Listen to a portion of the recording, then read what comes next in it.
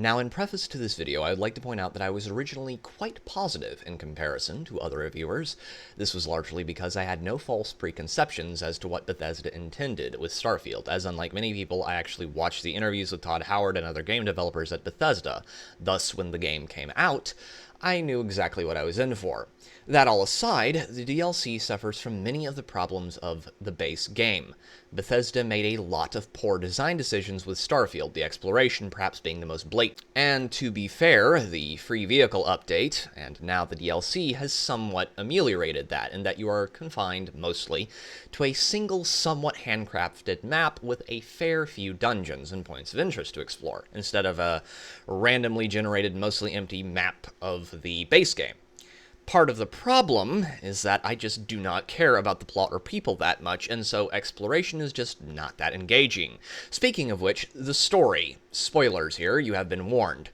It does the same as many other Bethesda titles and sets you in the middle of a group of conflicting parties and requires you to solve said conflict in the shadow of Anaska Varun blowing up half the city. The problem with the plot of Shattered Space is that none of the characters or factions are that interesting. House Varun seems to be largely made up of incompetent, overzealous morons that do not seem to understand how to administrate a government.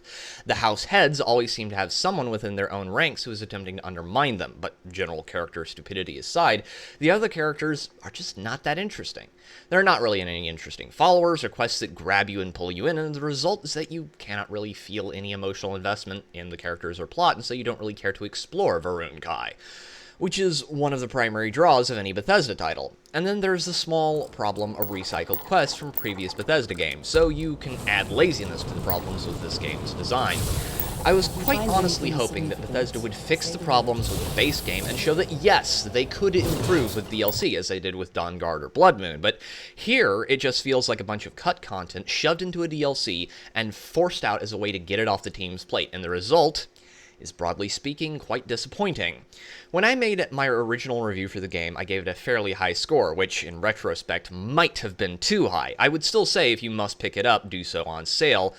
But other than that, give Starfield, and by extension Shattered Space, a pass for now. Before I leave you, however, I would like to share how I think Bethesda got here. Recently, I have come to a conclusion regarding why Starfield was so poorly received. After all, many of the same criticisms leveled at this game could be leveled at Fallout 4 or Skyrim, and yet they are not. And to answer why I think that is, to put it simply, it is because unlike those games, it does not possess the shield of a pre-existing IP. Todd Howard and Emil Pagliarulo are not the generators of The Elder Scrolls or Fallout. Elder Scrolls was created by Ted Peterson and Julian LeFay as a fantasy role-playing series, and Fallout was a creation of Interplay and Black Isle as a post-apocalyptic RPG. Bethesda's current philosophy towards their games, however, is to make them theme parks. Starfield, and by its extension, its DLC, is this philosophy distilled to its purest essence. It is why the game is so broad but shallow, and poorly thought out to the extent that it is, because the designers are not designing role-playing games with immersive worlds.